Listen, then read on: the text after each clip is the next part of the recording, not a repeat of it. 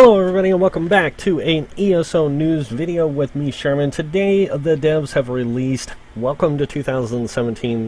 This was released by Matt Furrer, and he talks about what's coming into Elder Scrolls in 2017. He starts off by saying that, we had a great year in 2016 with the release of, One Tamriel and all these different changes that have come down the line and all this. They talk about what's coming next. Homestead, which we all know is coming in February. In June, we're getting Moral Win, the first chapter release, a dungeon-based DLC in the third quarter, and a content-based DLC in the fourth quarter. Now, they do talk about what these things down below. We'll go through these as really quick, just so I can give you some general idea. We all know about the housing system that's coming, which is Homestead. And he just basically says how great it's going to be and doesn't get lost in the excitement about Moral. Homestead is amazingly fun, and will provide something to many ESO players have long requested, a piece of Tamriel to call their own. Homestead is launching in just a few days and is by far the largest single system we have designed and implemented for the game since launch. It is fun, provides endless opportunities for crafting, designing and building, and we will be adding new items and homes periodically. So we're going to be getting a lot more with Homestead. In the beginning, and this is a free DLC. Just so a lot of people know, this is considered a DLC. It is free though, so it's free to all players. What it's going to do is it's adding housing to the game. So we're going to get apartments in the beginning places. We're going to get houses throughout the lands. And there will be different houses for each. From what I'm to understand, each map will have its own house, and each faction will have its own mansion, and then there will be also a special home inside of Craglorn that you can get. So this is what I know so far from playing on the test server. I have been to every home in the game and looked at each of the different homes. There's a lot of them. So we're getting a lot of houses with this, and I'm super excited for it. Plus, we're getting some not so major, but we're getting some changes to the game, like to heavy armor, to some classes and stuff. The patch notes will be out that day. I would suggest anyone playing the game, the day that patch comes out, read the patch notes before you jump in the game and go, what's going on? Because it's always wise to read the patch notes. Next up, we get introducing chapters. Now, this is one thing I'm kind of excited for now. Now that I've read through this, I'm really excited for this. And after reading up on the Moral Win release, which if you guys caught my earlier video, you would have known this. But introducing chapters is, as a long-time players know, we have been shy about evolving ESO over time by introducing new concepts, new designs, and doing what we need to do to make sure that ESO remains awesome and relevant. So in 2017, we are going to make additions to the way content is delivered to you. In the past, we released 4 major updates per year, which they did. Some were free DLCs, some were paid DLCs. And like One Tamriel was a free DLC. This has produced great DLC like Orsinium, Thieves Guild, and Dark Brotherhood for players in a regular cadence, and it has been a perfect way to update the game with large changes like One Tamriel. This cadence is perfect for smaller editions, but we found that this approach is so aggressive that it hamstrings us a bit when it comes to introducing updates larger than DLC. That is, updates that include new content as well as feature-like systems, new abilities, new classes. This is why we are evolving to deliver some updates as chapters, with the target of having 1 chapter per year. So that means from here on out, they plan on releasing 1 chapter a year. So expect to pay $40 extra a year to get this content. In any other game of this type, these would be called expansions, but ESO is unlike any other because it's not level-based. Chapters don't fit the definition of an expansion, and they're right, it doesn't. Because an expansion raises the level cap most of the time. It raises the gear cap. It raises a bunch of stuff. This doesn't do that because this game has a levelless feel to the world. I mean, you still level, you still gain skill points, and you still do, earn champion points and all that. But you don't. There is no level gate that requires you to be certain gear levels, certain things to go and do certain content. Now, there is certain level gaps in going from doing normal dungeons into regular dungeons, but there's not even one there for trials. You can go and do trials at any level on normal mode. Vet trials, you have to be. I don't even think you need a certain level. So there is that feature where we can go in and experience the game in any way, shape, or form, and it doesn't fit the expansion type. Chapters does fit into place here. In MMO speak, so we're going to continue on. Definition of expansion, which typically in MMO speak means it is aimed only at existing, adding usually high-level players. Means it is aimed at only existing and usually high-level players. So this is why they're calling it chapters and not an expansion. Chapters in ESO are different. Each chapter will feature a self-contained story and zone that can be experienced by itself without needing to travel out of the main game. Our content is never level gated, which means you can play chapters with the existing character or a completely new one. Expect ESO chapters to introduce things like new game systems, new classes, and a ton of new content. For example, our new chapter, ESO Moral Win, contains a new class, the Warden, small-scale PvP Battlegrounds, and of course, a completely new zone to explore. Each chapter will be available at retail, complete with a box, with a new box, art, and packaging. It will contain the chapter and will include the original game. All standard DLC will still be purchased from the Crown Store or be available to ESO Plus membership as part of the subscription. But new character chapter content is available only via retail, including digital retail game. So the only way you're going to be able to get these chapters is by purchasing them. You're not going to get them with the ESO Plus. You're not going to. You have to purchase them. And I do like the concept. I do like the idea. And I think that a lot of people, are really upset because they said that they would all content coming DLC-wise would still be this. Now, we want to get into this cadence thing down here because I want you guys to hear this. Because we have regular introducing chapters, so we are going to make small revisions to our content delivery cadence. Starting this year, we will continue to ship quarterly updates to the game, each with a base patch that will all balance... that has all the balance, quality of life, bug fixes you have come to expect. Additionally, we have a DLC in the fourth quarter of each year, a chapter in the second quarter, a dungeon-based DLC in the third, and in the fourth quarter they're going to have a DLC. So this year we're getting ESO's Moral Win, which is the first chapter, and they go through here and they talk about the 30 hours of gameplay, how your character is going to be involved in the story, and why they're making this change. And I think it's kind of cool. So it is our first retail launch in a while. It contains a lot of content and 2 major new additions to the game, the Warden class and a small group PvP Battlegrounds. Because Elder Scrolls is not level-based, it gives us a chance to do something different from any other online games of this type. Chapters are for more than just long-term or hardcore players in the game. Chapters are designed for all players of the game. As I've said many times before, we have a huge variety of players in Elder Scrolls Online. Many play every day and have invested thousands of hours in the game. Some play the game once a month. Some play casually with their friends and families when they have time. And some just want to play through the storylines of the game as they would any other Elder Scrolls title, and then wait for the next one. With our new chapter content, all of these will be supported. So they're doing this not to conform or meet to just specific standards. They're doing this to meet every player's standards. And it does offer a lot of variety to the different types of people. I mean, I have friends who only play when their kids play. I have friends who only play like when their wife plays, and so on and so forth. And being able to play with all these different people, you want to experience the game with them, and you want to do all this kind of stuff. And those of us who do spend a lot of time in-game, we still get access to all the content that's there. I mean, yeah, some of us do spend thousands of hours playing this game. And because of that, there's not a whole lot for us to do besides repeating the same content, and that gets boring.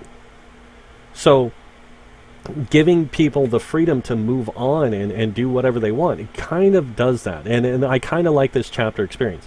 This means a new player will experience the chapter as a 30-hour game, and that says the new chapter. It doesn't state like what part of the chapter, because they do say this in the thing, that the Vivek storyline, and it says 30 hours plus plus gameplay. So there could be more than 30 hours. The main story could be 30 hours, and then the rest of the content could be more. But with hundreds of hours of content, massive online RPG to experience afterwards. So the chapter has 30 hours to it. Just the story, the main story, is 30 hours. Doesn't include all the other content that's being included with it. To an existing player who hasn't played in a while, it is a new chance to upgrade to the current chapter. Log in and either create a new character to start fresh or just play with an older character. For many regular players of the game, you can just follow the quest to start the chapter with an existing character or create a new one and go from there. Now, this will have a completely new tutorial along with it, so you'll be able to experience Moral Win with a new tutorial. And is this a new armor set? Yeah, we could be getting new armor sets because of this too, and I think that is really cool. That we could be getting, just think about this, we could be getting 3 new PvP armor sets because of the 3 different faction houses on the island, and I ain't talking about the tribunal either. Then we could be getting a world drop set, and then the trial sets, which would be 3 new trial sets. And it wouldn't be 3 sets for the factions. There would be 6 sets in total for the factions. Then you get 1 for open world drops. Then you get 1 from the trial. Then you get, the possible PvP sets and even more. So there's a lot of different stuff we don't know that's coming, but I'm excited for this because I like this new layout how they're going to be releasing content. Next up, Battlegrounds and Citadel. They talk about this. Now, I'm not going to get into I'm not going to go through reading through the whole thing, but basically, the Battlegrounds is just going to open up a new way of small-scale PvP, and they are going to be doing some work on Citadel to help with the performance with the champion system to class armor and all the client-side performance and everything for large-scale battles. They know there's a problem with it. They're just trying to figure out how they can fix it without causing more problems. And guys, please understand, it's not an easy thing to work on a system where one area of your whole entire game is based solely on PvP, and hardcore PvP when you think about it, because you're talking about groups of 100 versus 100 in some cases, and this system is going to have trouble running it, especially when you have 100 players on the screen.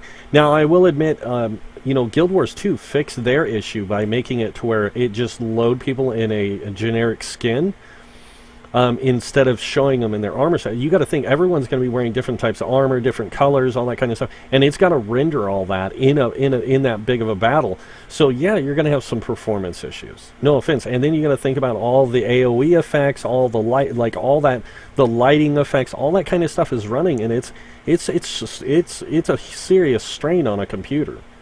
No matter how powerful your computer is, it will strain it, especially if there's 100 people. Now, they go on to talk about after Moral Win, when they talk about the first dungeon DLC in the Q3, and then a content DLC in Q4. As usual, we are selling these a la carte in the Crown Store, and they will be available to ESO Plus members. So you guys who are ESO Plus, yes, you're going to buy this thing. And you're going to get it, the later DLC access for free. But I, myself, will personally have to still buy them. Because, see, I don't pay a subscription, and that's because the deal I have with my partner is if I pay a subscription, I don't buy any extra games. If I don't buy any subscription, I can buy other games. So that's why I do it. That's why I play a la carte, and I don't pay a subscription. Yes, I know the difference. I don't get a craft bag. It sucks.